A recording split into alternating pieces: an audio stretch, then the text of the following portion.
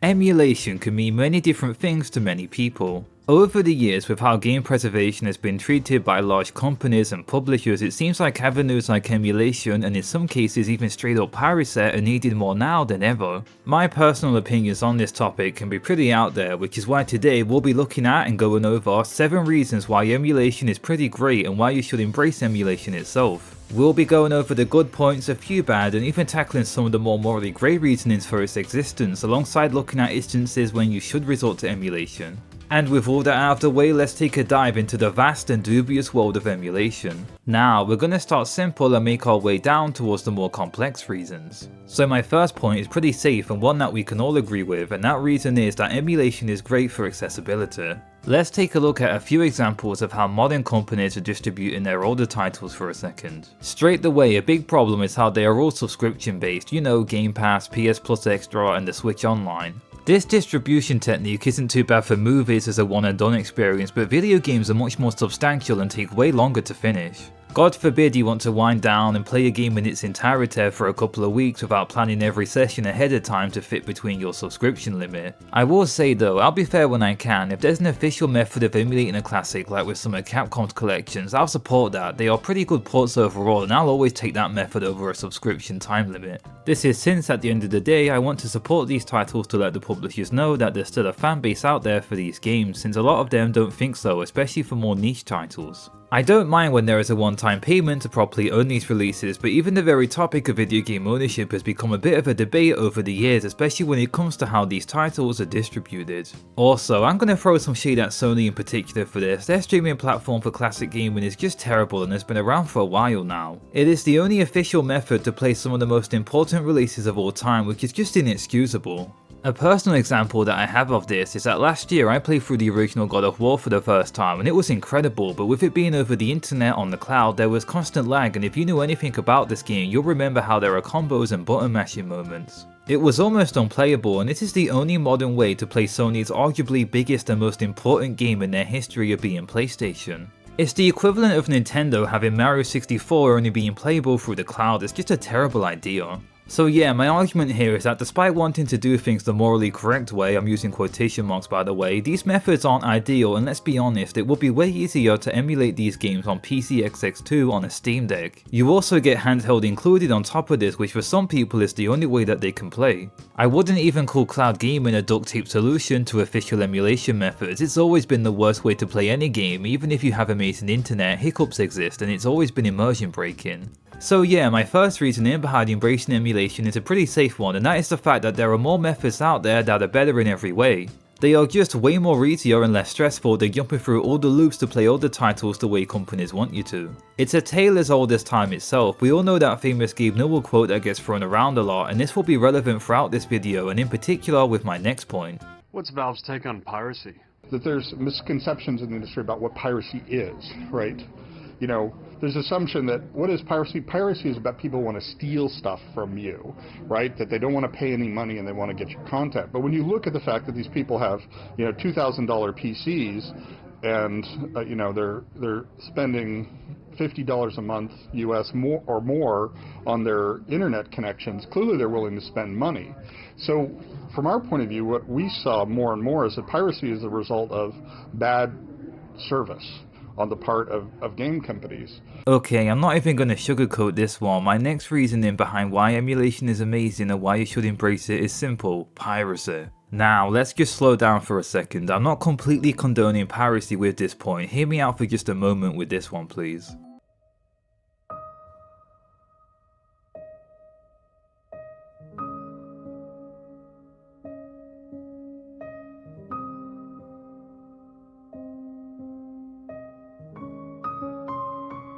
So, it's a sad fact, but we aren't going to be on this planet forever. There are certain titles out there that are in such a legal bind, or in circumstances where they will never see the light of day, or will never come out in the West for various other reasons. Game collectors love this, by the way. They'll eat these games up and turn them into a stock market. Personally, I'm not all about that. To me, these games are art and first and foremost deserve to be enjoyed above any kind of monetization or morally correct way of being played. This is probably going to be my longest point because I feel the most passionate on this topic. Let me just say though, for me personally, once again morally grey here, I don't condone all piracy. If there's ever an official method to support these releases that isn't cloud gaming, I'd recommend it. Don't even get me started on that small but annoying crowd of people who get off by leaking and pirating Switch games before launch. I'm definitely not one of those people. I'm referring more towards pirating games that will never get a legal option, like Mother 3 for example. This title still to this day has one of the best stories and sprite animations I've ever seen and holds up incredibly well. It also has one of the worst development histories of all time and was a financial failure. Add on to this fact that it also deals with some tough subject matters and you have a game that will never see the light of day in the West. This game is so important and impactful that I would say that if you care at all about gaming at some point you should definitely consider playing it. Gaming is incredible, ignore the cynical side and look at it as an actual piece of art. I've had more impact from gaming than any other form of media and honestly it's a miracle that these ever get made with just how much effort is involved. Sometimes your passion with wanting to see and experience more from this medium simply outweighs any kind of legal issue, or ways that companies want you to experience their past library which will simply never have every title available on. What are you supposed to do? Just forget their existence just because they didn't sell well and the owners of that IP want you to know that they were never made? To me, that's just simply insanity. Don't wait for an official solution, that will never happen. Be realistic, right now in the present it's not available officially. And waiting on that official option is such a risky bet. The more time that passes, the more scary things get with the real world with how buyouts and shutdowns exist, not to mention other factors. Look, I brought the Nez and Lucas amiibos, alright, I love this series, but at the same time, this morally grey aspect of piracy is absolutely justified in my opinion. I'm going to be fleshing out this point even more with my next bit of reasoning, so let's just move on. At number 3, we simply have to play the titles that you could never access before. I won't bore the audience with this topic since I already made a video on it last November. But gaming in your country back in the day, regardless if it was North America, Europe or Japan, really limited what you could play back then. I'm from the UK and with the 6th generation of consoles in particular, the PlayStation 2, OG Xbox and GameCube, a lot of titles never came out in Europe. There are many examples out there of titles we missed out on, like with one of the best JRPG series of all time, Xenogears and Saga. Outside of episode 2 we never received the other games or even the original release that started it all. I actually have the official modern method of playing Xenogears and let me just say it was a complete pain to set up and it's the perfect example of why emulation is just a better alternative.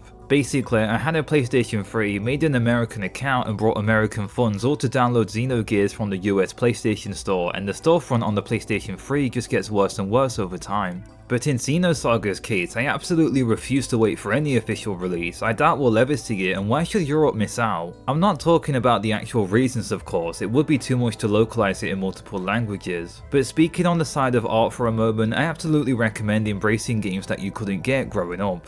They should never be limited to just one audience in my opinion. I still feel that slight bit of guilt whenever pirating a game, but my way of giving something back is what made me want to start making YouTube videos to begin with. I like to think that the time that I spend covering these more niche and forgotten games is my way of sort of honouring them, and bringing them back into the public conscious if even just for a few seconds. Sometimes monetary value isn't everything, and I hope that these videos will spread the good word on these titles that the owners of these IPs might have forgotten. For point number 4 is going to be a small one, and that is for the simple fact that abandonware exists. Video game preservation and lost media, ooh spooky, is something that has become bigger and bigger with each passing year, with so many games that get left behind from older generations. Just take one look at the website for the Video Game History Foundation and you'll see that 87% of all classic games are simply unavailable on modern systems. That is a huge part of history just simply non-existent on modern systems, with just 13% of video game history being represented in the current marketplace in the US. One simple Google search on my abandonware also reveals years of games that I considered abandoned with no way to play a lot of them outside of emulation. Not every title here is as equally as important as the last, but it's a great resource to check out and gives you a good look at the bigger picture here. It's crazy how this issue only exists with video games. When it comes to books and movies, you can still access them years later, they aren't designed to just be played on one device. Unlike how it is with gaming, which is what leads to abandonware existing in the first place. One of my all-time favourite games and a childhood nostalgia trip, The Simpsons Hit and Run, is a great example of abandonware. It ties back into point 3 with it being a game release that is now in copyright hell, with the original studio Radical Entertainment no longer existing after going bankrupt after Hit and Run's release. Now, with EA owning the license on Simpsons games, I doubt we'll ever see Hit and Run on modern systems. which is such a shame since the game has so much talent and effort put into it with an incredibly passionate fanbase and speedrunning community. You can tell that the original developers wanted to make the best game they could. The amount of attention to detail from the original show translated into the game's world is incredible because of this. Personally, I've never seen a licensed game come this close to being perfect. It's fun if you like the show or just like good games, it appeals to both crowds at the same time. With it existing as abandonware, it's definitely in a grey area when it comes to piracy, and there's just many examples on why we need emulation in the first place. Moving on to point 5, we have that the official method just sucks. Forced resolutions, aspect ratios, fixed frame rates, and non-HDMI inputs make setting up all the consoles a complete pain. Not to mention the fact that a lot of modern TVs no longer have RCA inputs on the back, so you'll need an adapter for that, and don't even get me started on input delays, known console failures like cartridge and disc rot, and not to mention all the consoles just being a ticking time bomb that aren't designed to last this long. Also, bonus points to Europe, since most games from the 80s and 90s run at an awful 50Hz, most people from those regions run the American releases of classic titles because of this fact. Emulation is just way better. You can have fan patches, widescreen support, and higher frame rates and resolutions. You can also bind controls, have access to save states which can really help with more dated games, alongside having a way easier setup process as a whole. On average with emulation, you typically get a far better experience, and with the Steam Deck you can take once home console games on the go, which is a huge plus, with some people's lifestyles only allowing them to play this way. Our next point will further elaborate on this fact and link into why emulation can be the best alternative. At reason 6 on why emulation is amazing is that bad ports exist, and there are a lot of them out there. Even official remasters can be a terrible way to play classics. There was once a period in time where almost every remaster had some kind of technical issue, and holding out for patches never guaranteed that they would get fixed sometime down the line. Also, what is it with remakes never offering the original titles on modern systems? The Crash and Spyro trilogies are great examples of this. Why are their only official methods of being played being locked behind the PlayStation 3 and Vita storefront? When it comes to remasters and their quality, nowadays things are getting better, but a lot of those older remasters still run and look terrible. A good example of this issue is with the Sonic series. So many remasters run terrible and rely on mods to even emulate that old experience. Look at Sonic Colors Ultimate, pretty much everyone hated that remaster and it only came out a few years back. But things aren't all one-sided here. Some remasters and ports are incredible and beat out the original in almost every way. Like with the Wii U ports on the Switch, and even Sega have finally gotten better at this with the incredible Sonic X Shadow Generations that released last year. There are some issues with emulation that I wish more people would mention. For instance, some games just run terrible when emulated. Crash Twinsanity and Metal Gear Solid 4 come to mind. There are other issues of games out there that only have issues that occur when emulated. Thankfully, these titles are fairly cheap to get second hand. On average, most games emulated run better, but there are still a lot of titles that have issues, and of course your computer's build goes into account when it comes to performance. For our final point at number 7, it's persisted in this video, and it's one I've gone over in other videos in the past, and that is the fact that the second-hand market is just terrible. Oh my god!